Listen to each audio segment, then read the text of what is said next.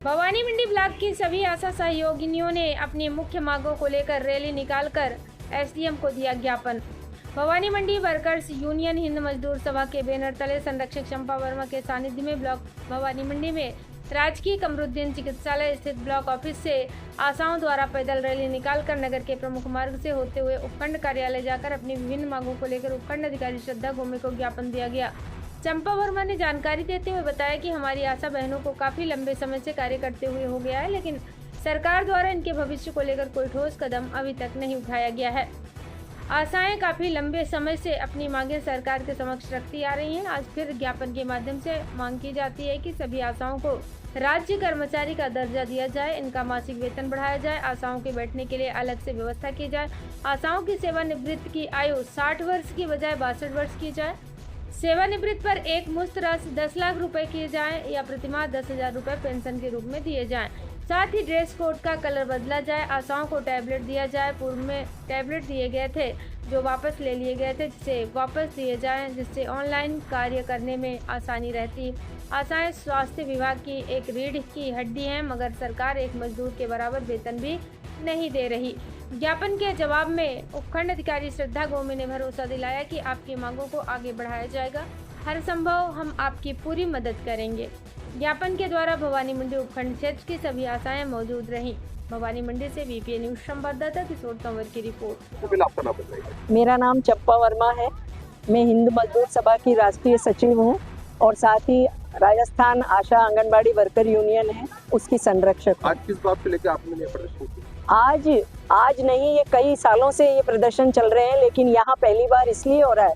मैं आपको बताना चाहूँगी कि इस भवानी मंडी के इतिहास में ये इतिहास रचा है कि आज पहली बार महिलाओं की कोई रैली निकली है। आज तक कभी महिलाओं की कोई रैली, इतनी लंबी रैली नहीं निकली। ये इनका दुख और दर्द है कि आशाएं 2005 से भर्ती होना शुरू हुआ, आज तक इनका कोई प्रमोशन नहीं। आशा मानदेय के उसमें मानदेय दिया जाता है, इनका 500 रुपये से इनका मानदेय शुरू हुआ था और आज 4,900 इनका मानदेय है। कोई प्रमोशन इनका जिस पे भर्ती हुई आज उसी स्टेप पे कर रही है। अभी भजनलाल सरकार जी ने अभी इनका 10% मानदेय हर साल बढ़ता है। मार्च के महीने में घोषणा हुई, अन्य कर्मचारियों को मिल गया, लेकिन इनका 10% का भुगतान अभी तक भी नहीं हुआ है। एक मानदेय और आशा प्रोत्साहन राशि जो इनको दी जाती है, उसका पैसा इनको कभी 2 महीने में, कभी 3 महीने में, कभी 4 महीने में आता ही नहीं है। आरोग्य समिति का पैसा आता ही नहीं है। अभी इनको जो प्रोत्साहन राशि है उसका पहले एक मुश्त आता था, अभी टुकड़ों में दे रहे हैं। कभी 50 रुपये, कभी 10 रुपये, कभी 5 रुपये, कभी 500 रुपये, कभी किसी के आया किसी के नहीं आया। ये इनकी पूरी ज्वलंत समस्या है। इसी के साथ इनके केवल 3 काम थे, मातृ मृत्यु दर और कम करना और शिशु दर कम करना, लेकिन आज इनके ऊपर करीब 30 काम थोप दिए हैं। जो काम एएनएम के हैं, जो काम कार्यकर्ताओं के हैं, वो भी इन पे दे दिया। अभी एक नया रूल्स निकाल दिया, आपने देखा होगा कि कोटा के अंदर कुछ प्रसूति महिलाएं एक्सपायर हो गई थी, तो कहते हैं कि प्रसूति में ये जिम्मेदार रहेगी अगर कुछ हो गया तो। ये गरीब महिला, परित्यक्ता महिला, विधवा महिला, तलाकशुदा महिला और गरीब है, और ये 8वीं पास 10वीं पास, इससे ज्यादा नहीं है। ये डॉक्टर तो नहीं है, नर्स तो नहीं है, इनको डॉक्टर का काम, नर्स का काम करवाया जा रहा है। अगर इनको नर्स का और डॉक्टर के और इनके काम करवाए जा रहे हैं तो इनको परमानेंट करो, इनकी तनख्वाह बढ़ाएं। ये शोषण और अत्याचार इनके ऊपर हो रहा है। अब तो गर्भवती के 60 वर्ष तक पहुंचाओ उसका गर्भवती का देखभाल ये करेंगी, चलो पहुंचा देंगी, देखभाल कर लेंगी, पर जांच तो डॉक्टर करेगा या एएनएम करेगी कि और भी कोई मिली तो हमारी जिम्मेदारी। अब तो अगर कुछ हाई रिस्क में अगर कोई आ गई और कुछ हो गया तो इनकी आशा की जिम्मेदारी है, डॉक्टर की जिम्मेदारी नहीं है। मांग पत्र में क्या क्या मांगे रहती है? हमारी मांग पत्र में पहली तो यही है कि इनको स्थायी किया जाए।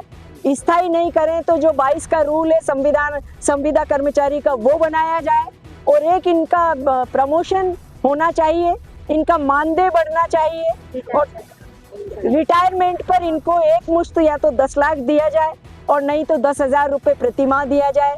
इनकी रिटायरमेंट अगर ये सक्षम है तो 62 वर्ष की जाए रिटायरमेंट, और जब परमानेंट है ही नहीं तो कौन से 60 साल। जब तक ये काम करने में सक्षम है तब तक ये नौकरी करने दे।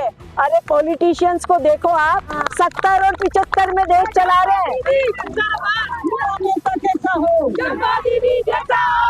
ये परमानेंट भी नहीं है, मानदेय पे है, और इनकी उम्र तो 60 साल कर दी परमानेंट की तरह, और फिर इनसे काम लिया जा रहा है अनाप शनाप।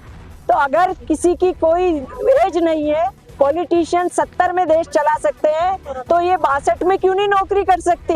ये सक्षम है नौकरी करने में, तो अनुशंसा के आधार पर इनकी जब तक ये कर सकें, कोई 62 नहीं, जब तक ये करें 65 तक 66 तक करें। अभी मैं 68 साल की होगी लेकिन सक्षम हूँ काम करने में सब कुछ। क्या मुझे घर बिठा देंगे?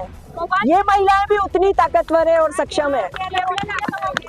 और एक इनका है कि टेबलेट पे इनको कोरोना के पहले इनको सिम दी थी, वो सिम बंद कर दी कोरोना के बाद। टेबलेट के 600 रुपए देते हैं इनको। इनका कहना है अरे इनको स्मार्टफोन चलाना नहीं आता, स्मार्टफोन है ही नहीं।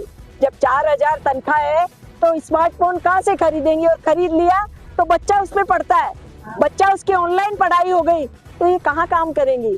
तो इसलिए इनकी 600 से 1000 बढ़ाया जाए, और या सिम दी जाए, टेबलेट दिया जाए, या स्मार्टफोन दिया जाए।